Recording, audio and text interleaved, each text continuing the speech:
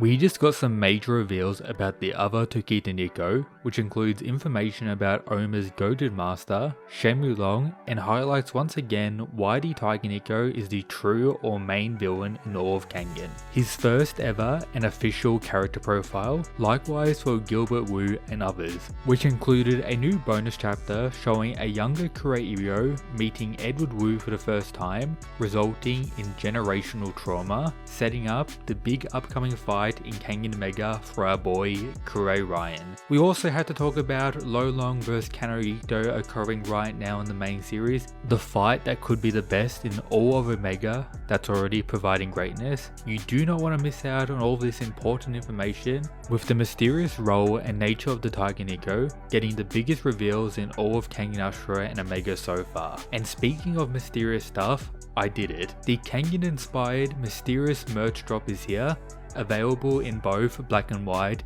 link at the top of the description, check it out. So this is his character profile, also known as number 6 when it comes to all of the Nikos, the last Niko potentially. Some theories about this guy still being alive I've discussed in other videos, but for what we officially know, he is indeed the last Niko. It claims here he is the culprit behind several significant events in the series, and that is to keep it short. He is the one that resulted in the death of all the Tokita Nikos in the past as he betrayed Guy Mukaku, and then many years after that, he caused the death of Oma's master, who is also known as number 4, but the situation, if you guys don't remember, involved him giving Oma the advance, manipulating Kiryu to view Oma's master as the true enemy, alongside teaching him the Niko style, and getting him to pursue Genzan to learn the Koei style, which will come into play later on. He showed Kiryu the way to activate Oma's advance or make it into that berserker-like state,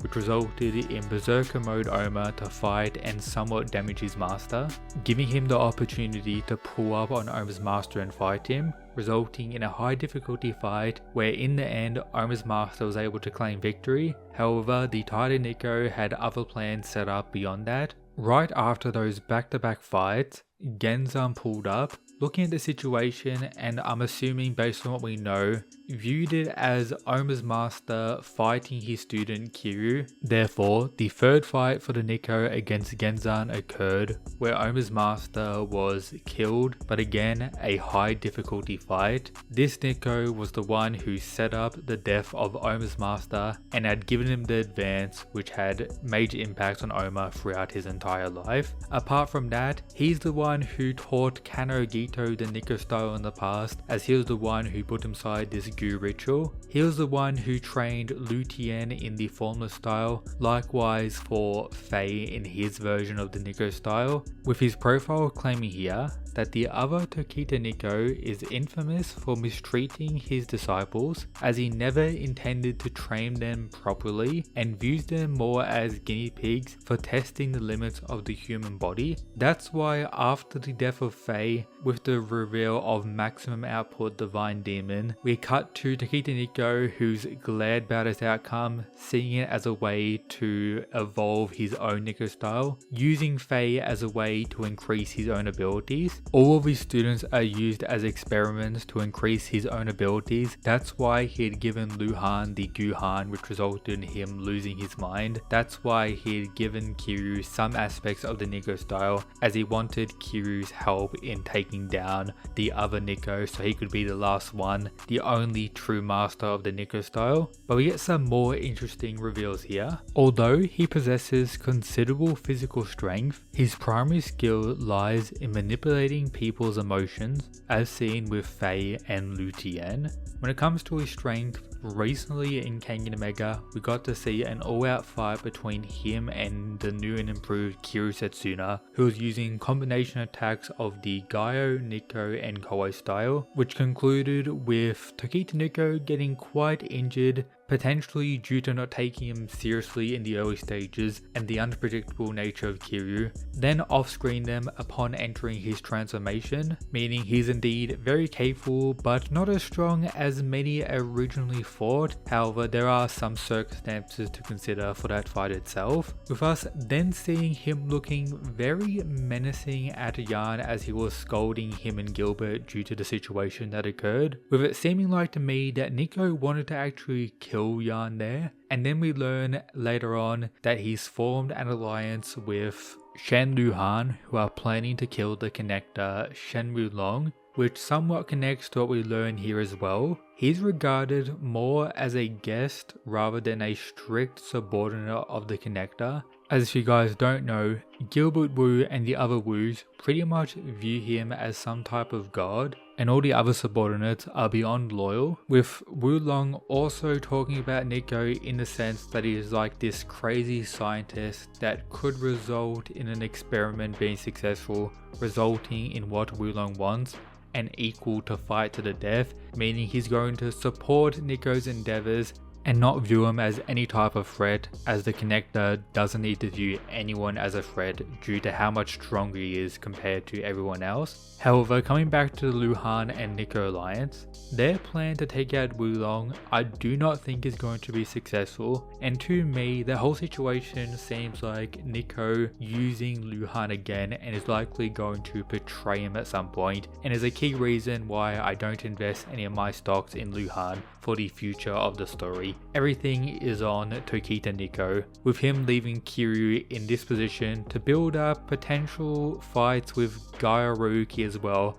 alongside the already set up ones with Kana and Oma. But the final line here of his character profile is potentially the most interesting. So after it mentions how he's more so a guest rather than a strict subordinate of the connector, it claims this positions him as an equal in the future, which will be explored later in the story, meaning the continued rise of Niko is without a doubt going to occur. He wants the same power of the connector, he wants to be the absolute strongest, and that's why I believe he's going to be the main villain, with this entire character profile just setting that up more and more. He's connected to all these key characters. He is the main villain back in Kengan Ashura behind the scenes, and now we're finally getting more and more reveals. We got his official height and weight. We're not sure of his age, but we could work it out. The person he hates is Garmikaku. The reasoning we can't say for sure, but it's probably not that hard to hate him. And the person he acknowledges is number 4, Tokita Oma's master, which is beyond interesting. He doesn't acknowledge Shen Wulong.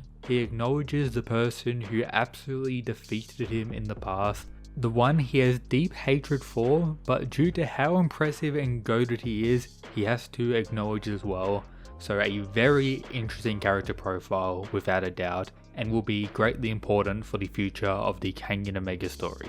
Now for Gilbert Wu's profile, the big boss of Kure Ryan in the future of the story and the one he wants to take out. It confirms here that Gilbert possesses Edward's personality and memories that are very close to the original, with it being confirmed in the series itself that he is a genetically superior clone than the original. Apart from that, his actual age is very important, only being 26, making him one of the youngest characters that are regarded as a top tier, similar to Kure Ryan, which is absolutely crazy, showing his insane potential, with confirmation that Howard Wu didn't know the truth about Gilbert, that he was a clone of Edward rather than his son. We also have William Wu's character profile, the one that was defeated and killed by Kure Ryan recently in the story. His height and weight, absolutely insane, but apart from that, it confirms that when it comes to raw strength, or muscles you could say, like Ryan said in the main series, he is indeed inferior to the likes of Wakatsuki and Julius, due to Waka's mutation and training, and Julius's training in combination with his steroids. Now moving on to the new bonus chapter, where we see a 60-year-old Kure Iryo meet a young Edward Wu for the first time and pretty much humiliate him, where we cut to the current day of Gilbert Wu, who inherited Edward's memories, thinking back on that moment and giving him yet again another reason for wanting to kill Iryo's successor, Kure Ryan, the one Kure Iryo himself said would surpass his prime, the strongest Kure of all time, the Devil. with this bonus chapter highlighting that Edward wasn't specifically a monster from birth to the same degree as someone like Ryan, and compared to an outer prime hero, he's still absolutely nothing at that point.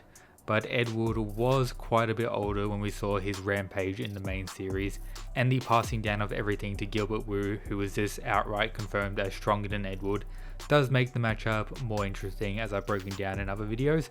But now to conclude today's video, the Kano and Lolong fight so far has been pretty good, a solid start. They're pretty much equal when it comes to all the exchanges we've seen so far.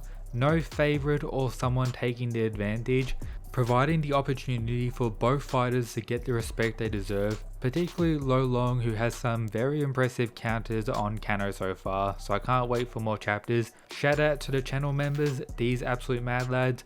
Check out the new merch at the top of the description. That's it guys, peace.